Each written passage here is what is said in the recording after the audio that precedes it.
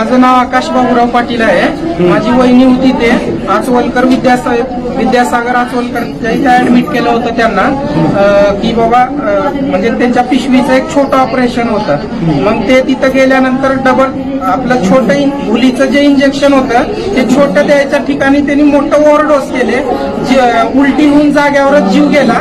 जीव गेल्यामुळं नंतर त्याचं रूपांतर आता ह्याला कसं सारवासारव करावं त्याच्यामुळं आणून वाडीला जिथं ऍडमिट केलेला आहे सर त्यांनी कमी तिथं 9:30 वाजता घटना झाली, 10 वाजता ऍडमिट केले काल रात्रीच काल रात्री ऍडमिट केले।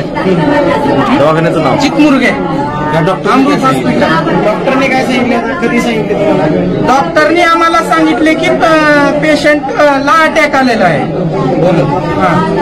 डेथ झाली पण कधी सांगितलं? डेथ झाली म्हणून आता 6 वाजता सगळे डॉक्टर जमा झाले एका ठिकाणी। आचवलकर आले, परत आमच्या भावाला पण बोलून घेतलं। भावाला बोलून घेऊन त्यांनी म्हटले की इथं तुमच्या ह्याचं डेथ झाले म्हणजे शॉक दिले। शॉक देऊन ते सगळं रूपांतर हे सगळंच पहिलंच त्यांनी प्लॅनिंग करून ठेवलेले होते।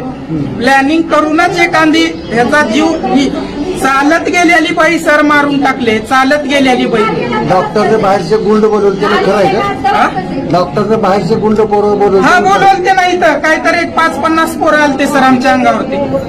कोण होते? तुमची मागणी काय आता? आमची मागणी एवढीच आहे, विद्यासागर आचवलकर यांचा जो काही हे आहे त्याचं रद्द करून टाकावं आणि त्याच्यावर जे काही कायदेशीर कारवाई तात्काळ अटक करावं त्याला। पोलिसात तक्रार केली का? पोलिसात तक्रार चालू आहे, आमचे वकील आलेले आहे, त्यांच्या म्हणण्यानुसार आम्ही तक्रार दाखल करत आहे सर। या रुग्णालयाबद्दल तुम्हाला काय आक्षेप?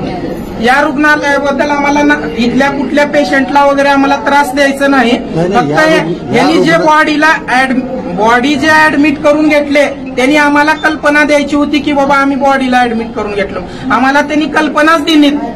जाग्यावर जीव तिथं गेला, पण यांचं पण काम आहे का नाही? यांचा जीव गेलाय म्हणून ऍडमिट करून घेतात का सांगा बॉडीला? आपण डॉक्टरने तुम्हाला अंधारात ठेवलं?